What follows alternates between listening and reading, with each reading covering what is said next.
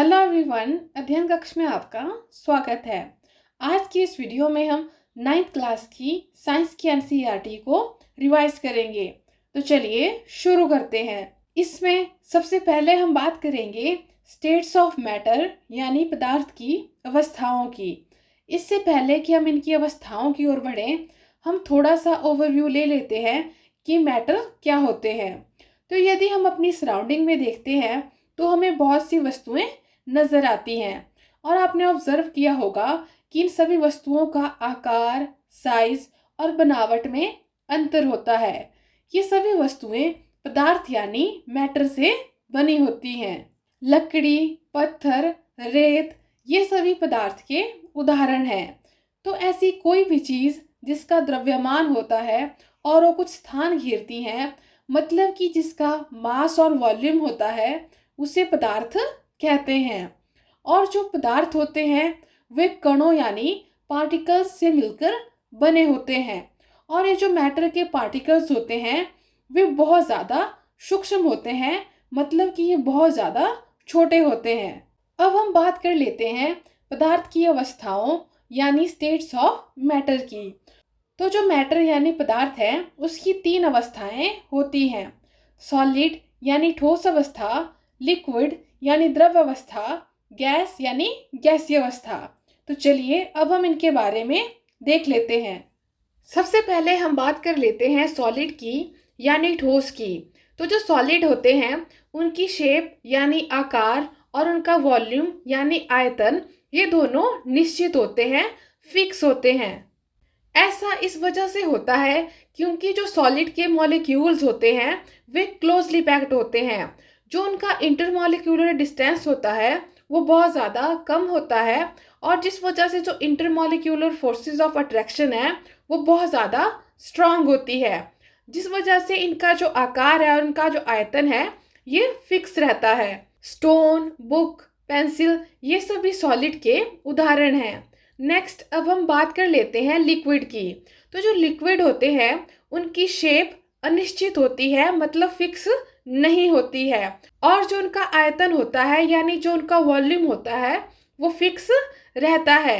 जो लिक्विड होते हैं उन्हें जिस बर्तन में रखा जाता है वो उस बर्तन की शेप ले लेते हैं। जो लिक्विड होते हैं उनका जो इंटरमॉलिक्यूलर डिस्टेंस होता है वो सॉलिड के मुकाबले ज़्यादा होता है और गैस के मुकाबले कम होता है।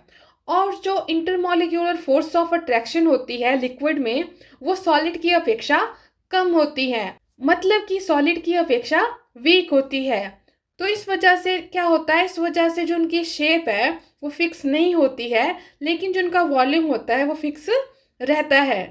वाटर, मिल्क, जूस ये सभी लिक्विड के एग्जाम्पल हैं। नेक्स्ट अब हम बात कर लेते हैं गैस की। तो जो गैस होते हैं उनका आकार और उनका आयतन ये दोनों अनिश्चित होते हैं, मतलब कि फिक्स नहीं होते हैं। ऐसा इस वजह से होता है क्योंकि जो इंटरमॉलिक्यूलर डिस्टेंस होता है वो बहुत ज़्यादा होता है, जिस वजह से जो इंटरमॉलिक्यूलर फोर्स ऑफ अट्रैक्शन है वो बहुत ज़्यादा कम होती है, ना के बराबर होती है। तो जिस वजह से इनकी जो शेप है और इनका जो वॉल्यूम है वो अनिश्चित होता है, यानी फिक्स नहीं होता है। ऑक्सीजन, नाइट्रोजन ये सभी गैस के उदाहरण हैं। हमें पता है कि जो वाटर है वो तीनों स्टेट्स में रहता है। सॉलिड में वो आइस की फॉर्म में, लिक्विड में वो वाटर की फॉर्म में और गैस में वो वाटर वेपर की फॉर्म में रहता है। यदि हम आइस को हीट करते हैं तो हमें पता है कि पिघल के वो पानी में कन्वर्ट हो जाती है, और यदि हम पानी को बॉयल करते हैं तो हमें पता है कि वो वाटर वेपर की फॉर्म में कन्वर्ट हो जाते हैं। तो इसका मतलब है कि जो सॉलिड्स हैं वो लिक्विड में कन्वर्ट हो जाते हैं और जो लिक्विड है वो गैस में कन्वर्ट हो जाते हैं। इसका रिवर्स भी पॉसिबल है कि जो गैस है वो लिक्विड में कन्वर्ट हो जाते हैं और जो लिक्विड है वे सॉलिड में कन्वर्ट हो जाते हैं। तो ऐसा प्रोसेस जहाँ पे लिक्विड सॉलिड में कन्वर्ट हो जाते हैं उसे मेल्टिंग कहते हैं, और इस मेल्टिंग के प्रोसेस को फ्यूजन भी कहा जाता है। और ऐसा प्रोसेस जहाँ पे लिक्विड गैस में कन्वर्ट हो जाते हैं उसे वेपोराइजेशन कहते हैं। जैसा मैंने अभी कहा कि इनका रिवर्स भी पॉसिबल होता है।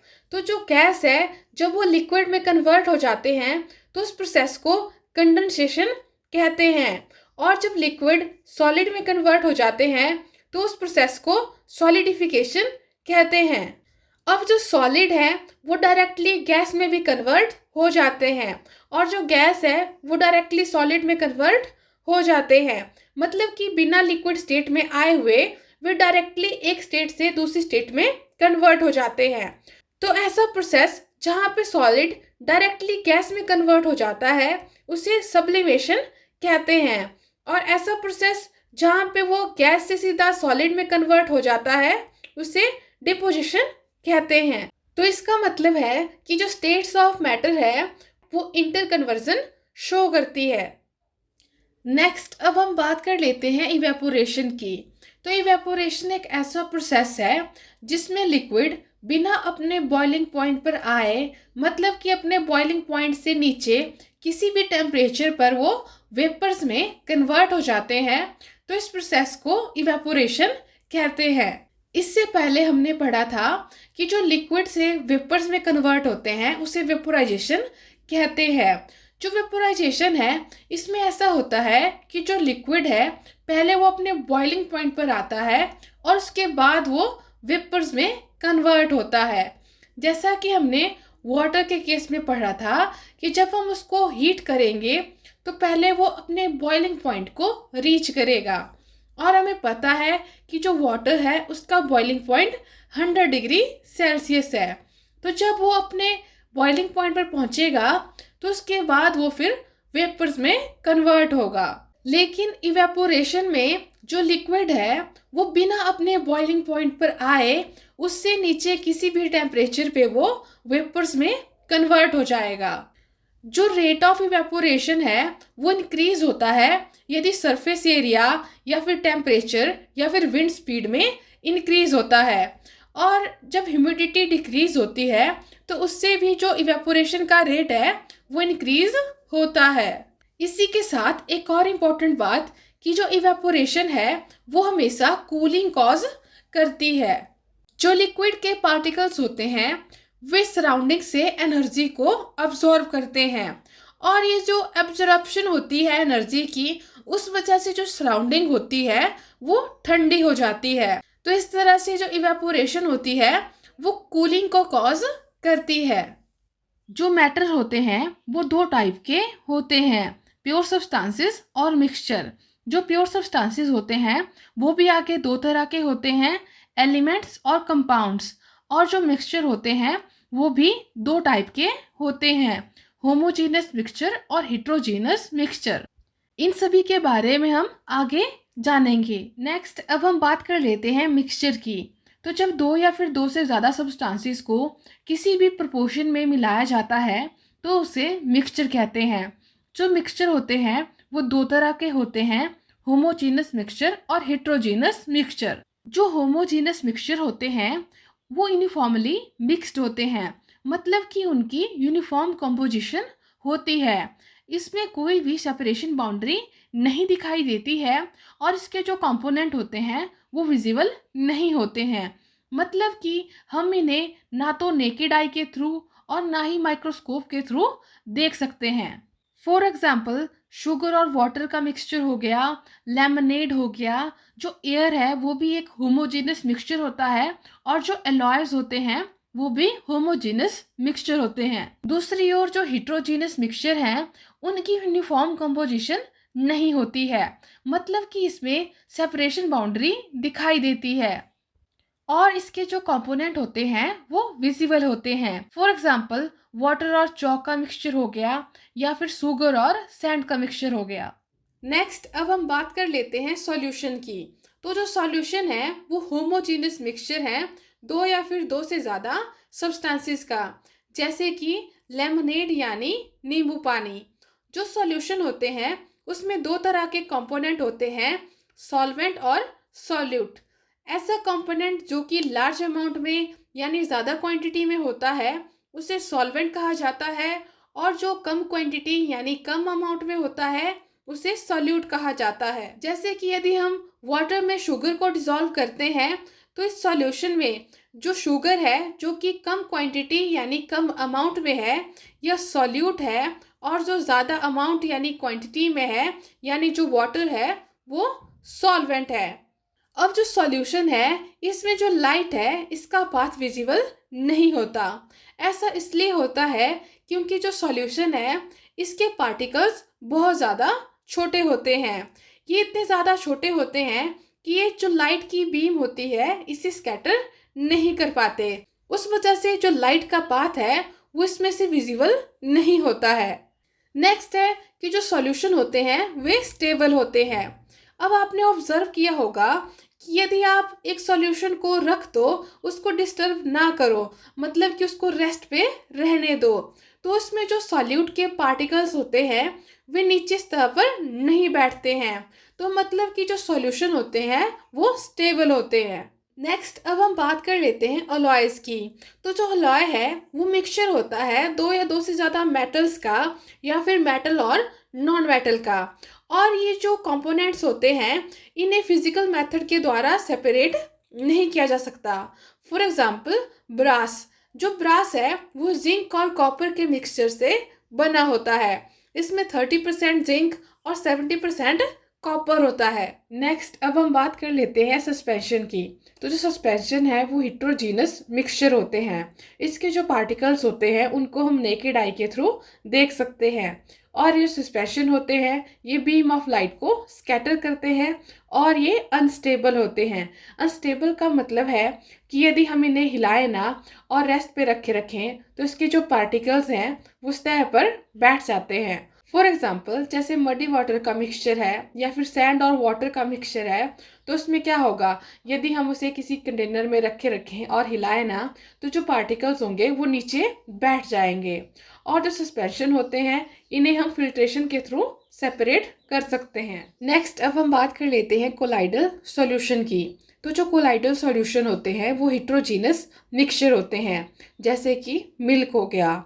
इसके जो पार्टिकल्स होते हैं वो इतने छोटे होते हैं कि हम इन्हें नेकेड आई से नहीं देख सकते, लेकिन ये इतने बड़े होते हैं कि इससे जो लाइट बीम होती है वो स्कैटर हो जाती है। और जो कोलाइड होते हैं ये स्टेबल होते हैं। फॉर एग्जांपल अब मिल्क है, यदि आप उसको एक ग्लास में रखे रखो तो ऐसा नहीं होता है कि उसके पार्टिकल्स नीचे बैठ जाते हैं, वो वैसा ही रहता है। तो ये काफ़ी स्टेबल होते हैं और इन्हें सेंट्रीफ्यूगेशन टेक्निक से सेपरेट किया जाता है। जो कोलाइडल सॉल्यूशन होते हैं उसमें दो तरह के कंपोनेंट होते हैं। जो सॉल्यूट लाइक कंपोनेंट होता है उसे डिस्पर्स्ड फेज कहा जाता है, और जो सॉल्वेंट की तरह कंपोनेंट होता है मतलब कि जिसमें डिस्पर्स्ड फेज डिस्ट्रीब्यूट होता है उसे डिस्पर्सिंग मीडियम कहा जाता है। अब हम कोलाइड्स के टाइप्स को देख लेते हैं। तो सबसे पहला टाइप है एरोसोल। एरोसोल में जो डिस्पर्स्ड फेज है वो लिक्विड है और जो डिस्पर्सिंग मीडियम है वो गैस है। इसका मतलब है कि गैस में लिक्विड को डाला गया है। फॉर एग्जाम्पल फॉग, क्लाउड और मिस्ट। नेक्स्ट है एरोसोल। इसमें जो डिस्पर्स्ड फेज है वो सॉलिड है और जो डिस्पर्सिंग मीडियम है वो गैस है, मतलब solid in gas. For example smoke. Next है फोम। फोम में जो डिस्पर्स्ड फेज है वो गैस है और जो डिस्पर्सिंग मीडियम है वो लिक्विड है। For example shaving cream. Next है इमल्शन। इमल्शन में जो डिस्पर्स्ड फेज है और जो डिस्पर्सिंग मीडियम है वो दोनों लिक्विड है। For example milk and face cream. Next है सोल। सोल में जो डिस्पर्स्ड फेज है वो सॉलिड है और जो डिस्पर्सिंग मीडियम है वो लिक्विड है। For example milk of magnesia and mud. Next foam है, जिसका जो डिस्पर्स्ड फेज है वो गैस है और जो डिस्पर्सिंग मीडियम है वो सॉलिड है। इसमें जो एग्जांपल्स हैं वो है फोम, रबर और स्पॉन्ज। नेक्स्ट है जेल। जो जेल है उसमें जो डिस्पर्स्ड फेज है वो लिक्विड है और जो डिस्पर्सिंग मीडियम है वो सॉलिड है। फॉर एग्जाम्पल जेली, चीज़ और बटर। लास्ट है सॉलिड सोल। इसमें जो आपका डिस्पर्स्ड फेज है और जो डिस्पर्सिंग मीडियम है वो दोनों सॉलिड होते हैं। फॉर एग्जाम्पल कलर्ड जेमस्टोन और मिल्की ग्लास। इसमें जो गैस इन गैस का मिक्सचर है वो पॉसिबल नहीं होता है, क्योंकि हमें पता है कि जो कोलाइड्स हैं वो हिट्रोजीनस मिक्सचर होते हैं और जो गैस इन गैस का मिक्सचर है वो आपका होमोजीनस मिक्सचर होता है। तो इसमें गैस इन गैस का कॉम्बिनेशन पॉसिबल नहीं होता। नेक्स्ट अब हम देख लेते हैं कि किसी भी मिक्सचर के कंपोनेंट्स को कैसे सेपरेट किया जाता है। तो जो हिट्रोजीनस मिक्सचर हैं उनके कंपोनेंट को सिंपल फिजिकल मेथड जैसे हैंड पिकिंग, सीविंग, फिल्ट्रेशन आदि से सेपरेट किया जाता है। लेकिन जो दूसरे मिक्सचर हैं उनके कंपोनेंट को डिफरेंट डिफरेंट टेक्निक से सेपरेट किया जाता है। जैसे इंक से कलर्ड कंपोनेंट को अलग करने के लिए इवेपोरेशन का इस्तेमाल किया जाता है और मिल्क से क्रीम को सेपरेट करने के लिए सेंट्रीफ्यूगेशन टेक्निक का इस्तेमाल किया जाता है। जो सेंट्रीफ्यूगेशन है इसका इस्तेमाल डायग्नोस्टिक लेबोरेटरीज में ब्लड और यूरिन टेस्ट के लिए भी किया जाता है। इसके साथ इसका इस्तेमाल डेयरीज और घरों में क्रीम से मक्खन निकालने के लिए और वॉशिंग मशीन में कपड़ों का जो पानी होता है उसे निचोड़ने के लिए किया जाता है। दो इमिसिबल लिक्विड यानी दो अघुलनशील द्रव्यों के मिक्सचर जैसे कि ऑयल और वाटर का मिक्सचर हो गया, इनको सेपरेट करने के लिए सेपरेटिंग फनल का इस्तेमाल किया जाता है। नमक और कपूर को सेपरेट करने के लिए सब्लिमेशन प्रोसेस का इस्तेमाल किया जाता है और ब्लैक इंक से डाई को सेपरेट करने के लिए क्रोमेटोग्राफी का इस्तेमाल किया जाता है। जो क्रोमेटोग्राफी है इसका इस्तेमाल डाई में कलर्स को और नेचुरल कलर्स से पिगमेंट्स को सेपरेट करने के लिए किया जाता है। इसी के साथ इसका इस्तेमाल ब्लड से ड्रग्स को सेपरेट करने के लिए भी किया जाता है। दो मिसिबल लिक्विड यानी दो घुलनशील द्रव्यों के मिक्सचर को डिस्टिलेशन प्रोसेस से सेपरेट किया जाता है और ऐसे मिक्सचर जिसमें दो या फिर दो से ज़्यादा मिसिबल लिक्विड हो और उनका जो बॉइलिंग पॉइंट का डिफरेंस है वो 25 केल्विन से कम हो तो उन्हें फ्रैक्शनल डिस्टिलेशन के थ्रू सेपरेट किया जाता है। जो एयर के कंपोनेंट्स हैं उन्हें भी फ्रैक्शनल डिस्टिलेशन के थ्रू सेपरेट किया जाता है और जो क्रिस्टलाइजेशन है उसका इस्तेमाल सॉलिड्स की प्यूरिफिकेशन के लिए किया जाता है। नेक्स्ट अब हम बात कर लेते हैं एलिमेंट की। रॉबर्ट बॉयल पहले ऐसे साइंटिस्ट थे जिन्होंने एलिमेंट टर्म का इस्तेमाल किया और लॉरेंट लेवॉइजर ने सबसे पहले इसकी एक्सपेरिमेंटली यूजफुल डेफिनेशन दी।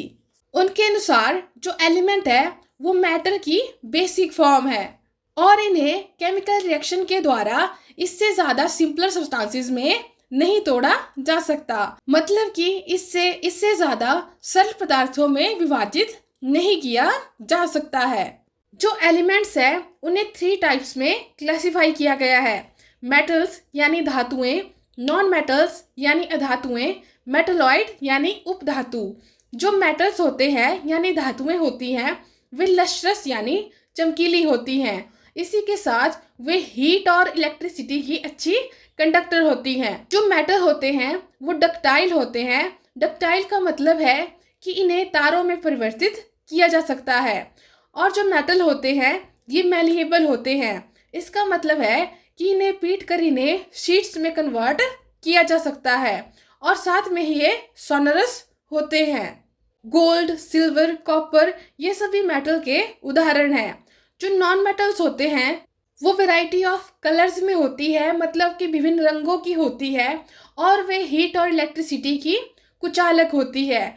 इसी के साथ जो अधातुएं होती है वे लस्ट्रस, डक्टाइल नहीं होती है।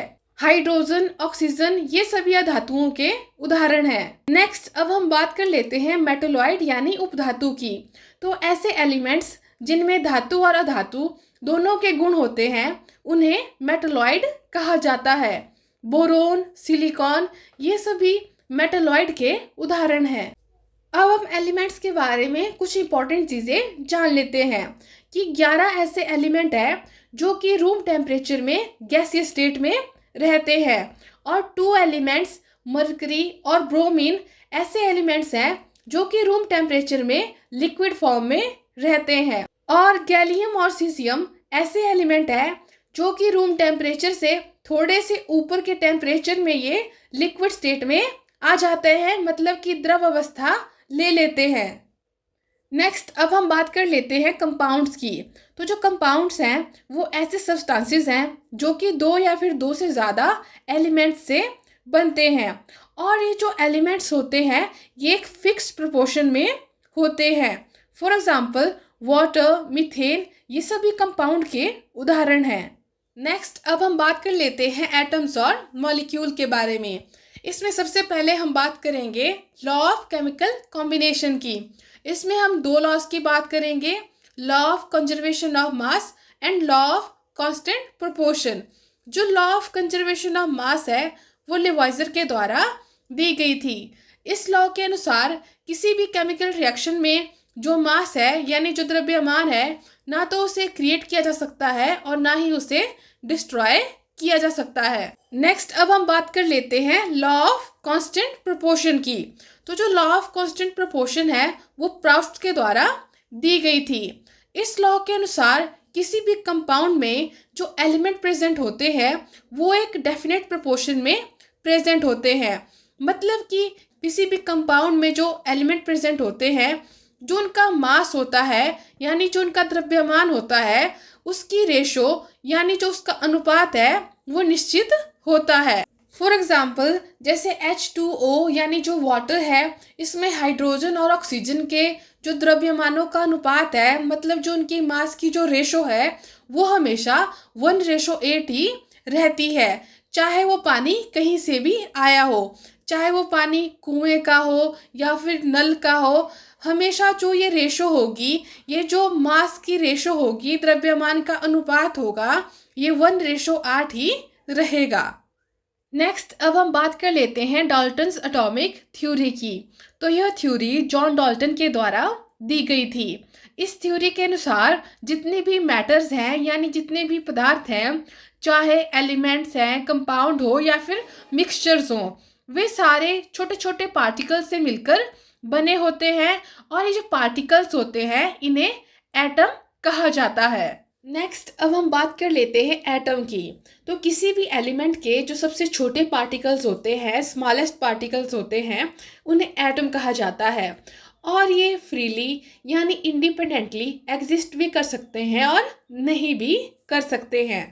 नेक्स्ट अब हम बात कर लेते हैं मॉलिक्यूल्स की। तो जब दो या फिर दो से ज़्यादा एटम आपस में कंबाइन करते हैं तो मॉलिक्यूल फॉर्म करते हैं।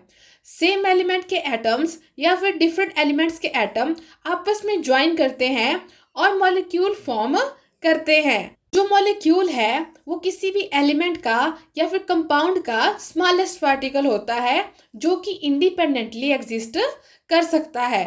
अब ये जो मॉलिक्यूल्स होते हैं ये मोनो एटॉमिक, डायटॉमिक और इवन ये पॉलीएटॉमिक भी होते हैं। मोनोटॉमिक मॉलिक्यूल्स का मतलब है कि इसमें जो एलिमेंट होते हैं उसके जो मॉलिक्यूल होते हैं उसमें एक ही एटम होगा, जैसे कि आपका हीलियम हो गया, नियॉन हो गया, आर्गन हो गया।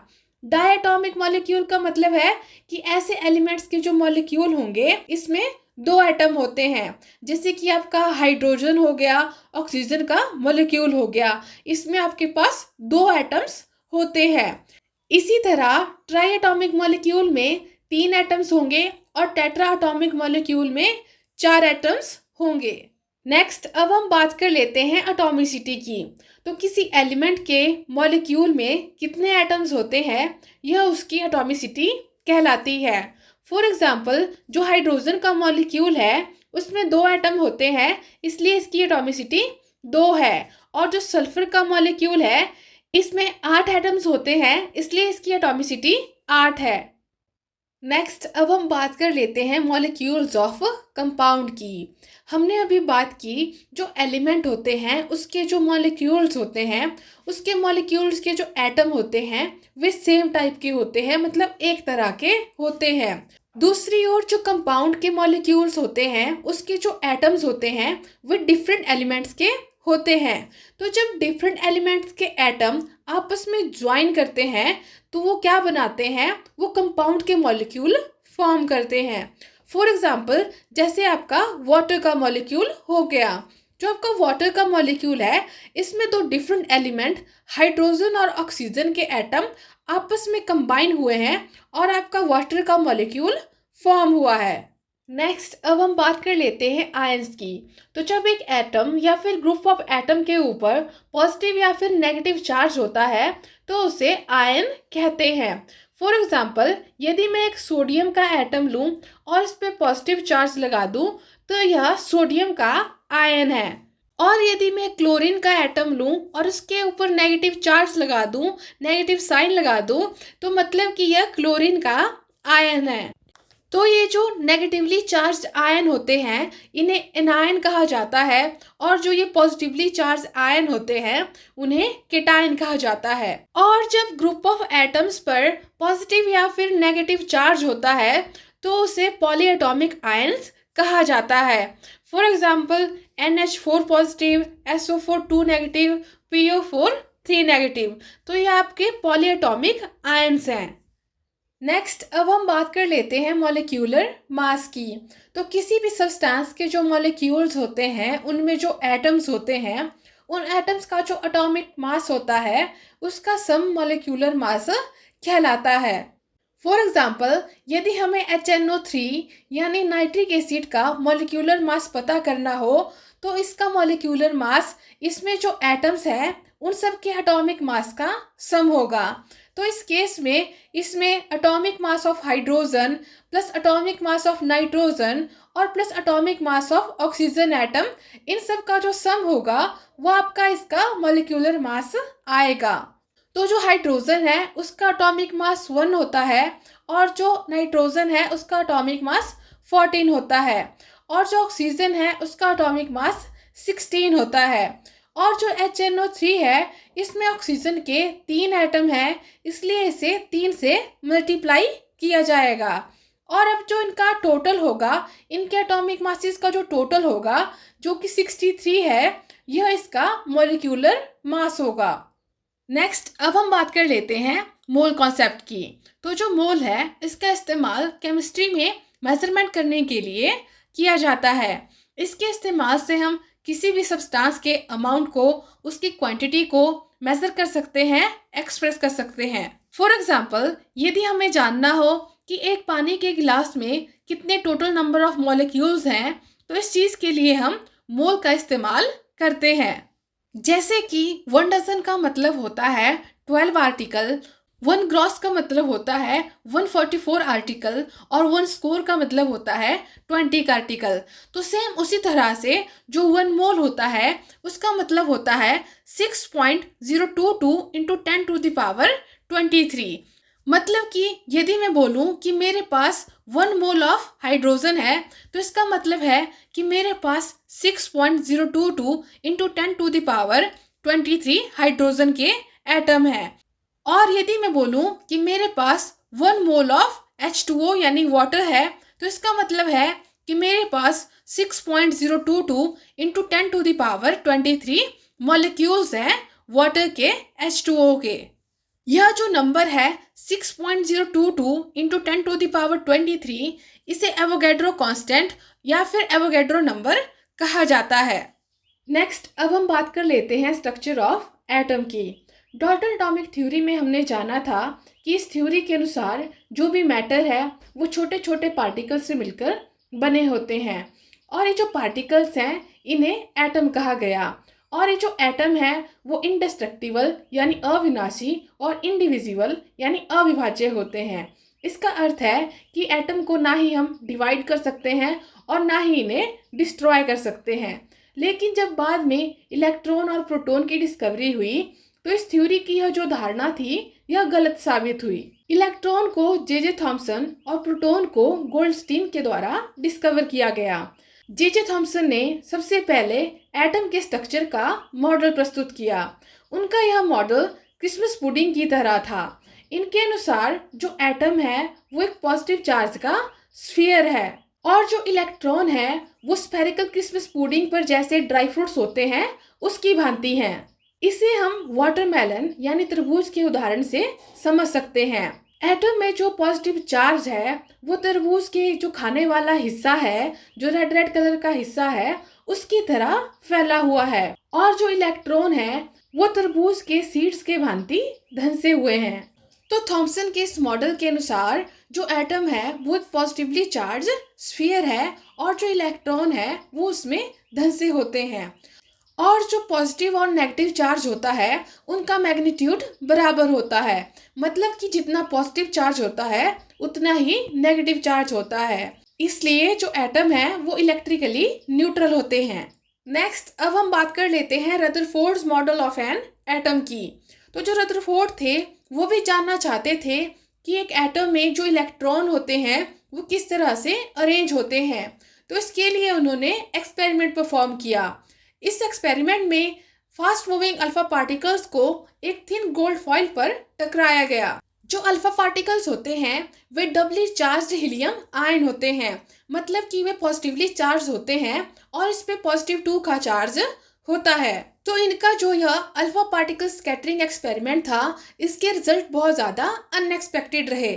तो ज़्यादातर जो अल्फा पार्टिकल्स थे वो गोल्ड फॉइल से सीधे पास हो गए और कुछ अल्फा पार्टिकल थोड़े से एंगल से ही डिफ्लेक्ट हुए, और ऐसा बहुत कम होता था, रेयरली होता था। लगभग 12,000 में से एक पार्टिकल ऐसा होता था जो कि रिबाउंड होता था, मतलब कि वापस आ जाता था। तो इससे उन्होंने निष्कर्ष निकाला कि एटम के भीतर ज्यादातर स्पेस एम्प्टी होता है, क्योंकि ज्यादातर जो अल्फा पार्टिकल थे वो गोल्ड फॉइल से सीधे पास हो गए बिना डिफ्लेक्शन के, और बहुत कम पार्टिकल थे जो कि डिफ्लेक्ट हुए।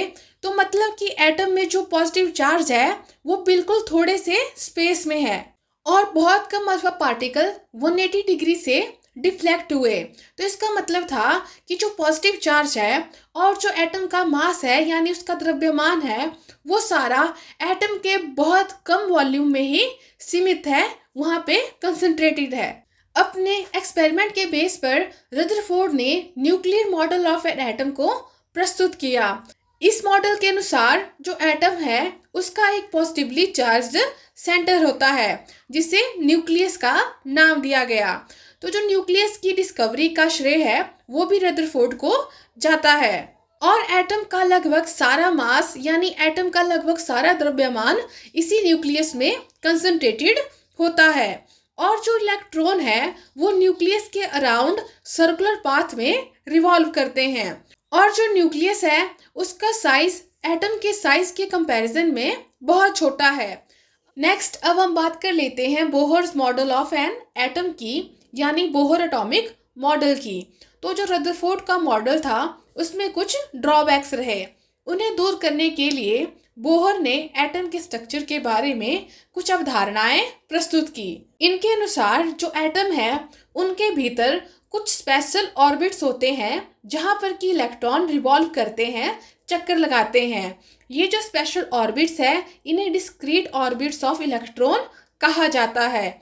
जब ये इलेक्ट्रॉन इन डिस्क्रीट ऑर्बिट्स में रिवॉल्व करते हैं तो वे एनर्जी रेडिएट नहीं करते हैं, और ये जो ऑर्बिट्स यानी शेल होते हैं इन्हें एनर्जी लेवल कहा जाता है। ये जो ऑर्बिट्स हैं इन्हें लेटर्स में KLMN की फॉर्म में और नंबर्स में 1 2 3 4 के फॉर्म में रिप्रेजेंट किया जाता है। जैसा कि आप यहाँ पे देख सकते हो कि ये बीच में न्यूक्लियस है, और जो फर्स्ट सेल है वो K शेल होगा, और जो सेकंड होगा वो L होगा, और जो थर्ड होगा वो M होगा। इसी तरह से आगे वाला शेल N होगा, और इसी तरह से ये रिप्रेजेंट किए जाते हैं। नेक्स्ट अब हम बात कर लेते हैं न्यूट्रॉन की। तो जो न्यूट्रॉन है उसकी डिस्कवरी चैडविक के द्वारा की गई। जो न्यूट्रॉन है वो ऐसे सब एटॉमिक पार्टिकल होते हैं जिन पर कोई चार्ज नहीं होता है, और इनका जो मास होता है वो लगभग प्रोटॉन के मास के बराबर होता है। और जो न्यूट्रॉन है वो सभी एटम्स के न्यूक्लियस में होते हैं एक्सेप्ट कि हाइड्रोजन, मतलब हाइड्रोजन के एटम के न्यूक्लियस को छोड़कर ये सभी एटम के न्यूक्लियस में प्रेजेंट होते हैं। तो इसका मतलब है कि जो एक एटम का मास है वो न्यूट्रॉन और प्रोटॉन्स के मासेस का सम होता है। अभी हमने बात की थी कि जो एटम होते हैं उसमें एक न्यूक्लियस होता है, और जो इलेक्ट्रॉन्स होते हैं वो ऑर्बिट्स यानी शेल में रिवॉल्व करते हैं। अब एक शेल में मैक्सिमम कितने नंबर ऑफ इलेक्ट्रॉन आ सकते हैं, मतलब कि मैक्सिमम कितने इलेक्ट्रॉन एक शेल में आ सकते हैं। तो एक शेल में जो मैक्सिमम नंबर होता है इलेक्ट्रॉन का वो 2n² होता है। यहाँ पे जो n है वो ऑर्बिट नंबर यानी एनर्जी लेवल होता है। फॉर एग्जाम्पल, जैसे हमारा फर्स्ट ऑर्बिट है यानी जो k शेल है, यहाँ पे n की संख्या 1 होती है। तो यहाँ पे जो मैक्सिमम नंबर होंगे इलेक्ट्रॉन के वो हमारे पास होंगे 2 इंटू 1 की पावर 2। तो ये हमारे पास आ जाएंगे 2। तो जो आपका k शेल होगा, यहाँ पे मैक्सिमम जो इलेक्ट्रॉन होंगे वो 2 आ सकते हैं। सेम यदि हम l सेल के लिए बात करें तो यहाँ पे जो n होता है वो 2 होता है। तो यहाँ पे जो मैक्सिमम नंबर ऑफ इलेक्ट्रॉन होंगे वो आपके पास 2 इंटू 2 की पावर 2 होंगे, मतलब कि 8 इलेक्ट्रॉन्स आएंगे। तो मतलब कि किसी सेल में जो मैक्सिमम नंबर होता है इलेक्ट्रॉन का वो 2n² होता है। इसी के साथ जो आउटर मोस्ट ऑर्बिट होता है, आउटर मोस्ट सेल होता है, वहां पर मैक्सिमम 8 इलेक्ट्रॉन आ सकते हैं। नेक्स्ट, अब हम बात कर लेते हैं वैलेंसी की। तो किसी एटम के आउटर मोस्ट सेल में कितने इलेक्ट्रॉन हैं उन्हें वैलेंस इलेक्ट्रॉन कहा जाता है। और हमें यह भी पता है कि किसी एटम के आउटर मोस्ट सेल में मैक्सिमम 8 इलेक्ट्रॉन आ सकते हैं। और यदि किसी एटम के आउटर मोस्ट सेल में यदि 8 इलेक्ट्रॉन हो तो इसका मतलब है कि वो कंप्लीटली फिल्ड है, यानी कि वह स्टेबल है। जो वैलेंसी का कॉन्सेप्ट है वो स्टेबिलिटी पर बेस्ड है, क्योंकि हर एलिमेंट का जो एटम है वो स्टेबिलिटी चाहता है, स्टेबल होना चाहता है। तो जो वैलेंसी होती है वो किसी एलिमेंट के एटम की कंबाइनिंग कैपेसिटी होती है, मतलब कि उनकी किसी सेम या फिर डिफरेंट एलिमेंट के एटम से रिएक्ट और मॉलिक्यूल बनाने की टेंडेंसी है, ताकि जो आउटर मोस्ट सेल है वो फुल्ली फिल्ड हो जाए और जो एटम है वो स्टेबल हो जाए। तो अब जो एटम है वो कब स्टेबल होंगे? वो तब स्टेबल होंगे जब वो ऑक्टेट को कंप्लीट कर लेंगे। तो इसलिए जो एटम होते हैं वे रिएक्ट करते हैं ताकि वे ऑक्टेट को अटेन कर सके। इसलिए वे इलेक्ट्रॉन को शेयर करते हैं, गेन करते हैं या फिर उन्हें लूज करते हैं। हमने अभी बात की कि जो एटम है वो स्टेबल होना चाहते हैं, स्टेबिलिटी चाहते हैं, इसलिए वो क्या करते हैं, रिएक्ट करते हैं ताकि वे ऑक्टेट को अचीव कर सके, अटेन कर सके। पहले हम एग्जांपल देखते हैं आर्गन का। हम देख लेते हैं कि आर्गन का जो आउटर मोस्ट सेल है वहाँ पे कितने इलेक्ट्रॉन है। तो हम काउंट कर लेते हैं 1 2 3 4 5 6 7 8। तो जो आर्गन है इसके आउटर मोस्ट सेल में 8 इलेक्ट्रॉन हैं और हमें पता है कि किसी भी एटम के आउटर मोस्ट सेल में मैक्सिमम 8 इलेक्ट्रॉन आ सकते हैं। तो मतलब कि यह फुल्ली फिल्ड है, कंप्लीटली फिल्ड है। तो इसका अर्थ है कि जो आर्गन का एटम है वो स्टेबल है और इसकी वैलेंसी 0 है। अब हम इसे एक और एग्जाम्पल के थ्रू समझ लेते हैं। अब हम एग्जाम्पल लेते हैं सोडियम का। तो जो सोडियम है उसकी आउटर मोस्ट सेल में 1 इलेक्ट्रॉन होता है और यदि यह इस 1 इलेक्ट्रॉन को लूज कर दे तो अब इसके पास सिर्फ 2 शेल बचते हैं जो कि कंप्लीटली फिल्ड है। तो यदि यह इस 1 इलेक्ट्रॉन को लूज कर देगा तो यह स्टेबल हो जाएगा। तो मतलब कि इसकी जो वैलेंसी है वो 1 है। और यदि हम नाइट्रोजन का एग्जाम्पल लें तो जो नाइट्रोजन है उसकी आउटर मोस्ट सेल में 5 इलेक्ट्रॉन होते हैं और यदि उसको स्टेबिलिटी चाहिए तो उसे ऑक्टेट को अचीव करना होगा, उसे अटेन करना होगा। तो इसके लिए यदि वो 3 इलेक्ट्रॉन्स को ऐड कर लेता है, गेन कर लेता है, तो वो स्टेबल हो जाएगा। तो इसका मतलब है कि जो नाइट्रोजन है उसकी वैलेंसी 3 है। नेक्स्ट, अब हम बात कर लेते हैं एटॉमिक नंबर की और मास नंबर की। तो हमें पता है कि एटम का जो न्यूक्लियस होता है उसमें प्रोटॉन और न्यूट्रॉन होते हैं। तो न्यूक्लियस में जितने टोटल नंबर ऑफ प्रोटॉन होते हैं उसे एटॉमिक नंबर कहा जाता है और ये जो एटॉमिक नंबर है इसे Z से डिनोट किया जाता है। फॉर एग्जांपल, जो कार्बन है उसका एटॉमिक नंबर 6 है। इसका मतलब है कि जो कार्बन है उसमें जो टोटल नंबर ऑफ प्रोटॉन है वो 6 होते हैं। नेक्स्ट, अब हम बात कर लेते हैं मास नंबर की। तो एटम के न्यूक्लियस में कुल कितने प्रोटॉन्स है, न्यूट्रॉन्स है, उनका जो सम होता है वो मास नंबर कहलाता है। फॉर एग्जांपल, जो कार्बन है उसमें 6 प्रोटॉन होते हैं और 6 न्यूट्रॉन होते हैं। तो इनका जो सम होगा यानी 12 वो उसका मास नंबर होगा। तो मतलब कि जो कार्बन है उसका मास नंबर 12 है। जो मास नंबर है उसे ए से डिनोट किया जाता है। नेक्स्ट अब हम बात कर लेते हैं आइसोटोप्स की। तो जो आइसोटोप्स होते हैं उनका जो एटॉमिक नंबर होता है यानी जो Z होता है वो सेम होता है, और जो मास नंबर यानी जो A होता है वो डिफरेंट होता है। जैसे कि जो हाइड्रोजन है उसके केस में जो एटॉमिक नंबर है वो सबका 1 रहेगा, लेकिन जो A होगा यानी जो मास नंबर होगा वो सब में डिफरेंट होगा। जैसे हाइड्रोजन के तीनों आइसोटोप प्रोटियम में 1, ड्यूटेरियम में 2 और ट्रिटियम में 3 है। यदि हम एक और एग्जांपल लें तो जो कार्बन है उसके 2 आइसोटोप होते हैं। इनका जो एटॉमिक नंबर होता है वो 6 होता है, और जो मास नंबर होता है वो 12 और 14 होता है। तो मतलब कि सेम एलिमेंट के एटम जिनका एटॉमिक नंबर सेम होता है लेकिन जो मास नंबर है वो डिफरेंट होता है, उसे आइसोटोप्स कहा जाता है। नेक्स्ट अब हम इसकी कुछ एप्लीकेशंस को देख लेते हैं। तो जो यूरेनियम का आइसोटोप है इसका इस्तेमाल न्यूक्लियर रिएक्टर में एज अ फ्यूल किया जाता है, और जो कोबाल्ट का आइसोटोप है इसका इस्तेमाल कैंसर के ट्रीटमेंट में किया जाता है, और जो आयोडीन का आइसोटोप है इसका इस्तेमाल ग्वाइटर के ट्रीटमेंट में किया जाता है। नेक्स्ट अब हम बात कर लेते हैं आइसोबार की। तो जो आइसोबार होते हैं वे डिफरेंट एलिमेंट के एटम होते हैं जिनका एटॉमिक नंबर डिफरेंट होता है लेकिन जो मास नंबर होता है उनका सेम होता है।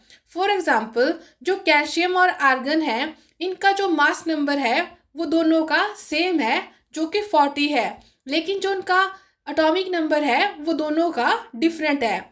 जो कैल्शियम है उसका एटॉमिक नंबर 20 है, और जो आर्गन है उसका एटॉमिक नंबर 18 है। तो आज के लिए सिर्फ इतना ही। यदि आपको कुछ डाउट है तो आप कमेंट करके पूछ सकते हो। Thank you.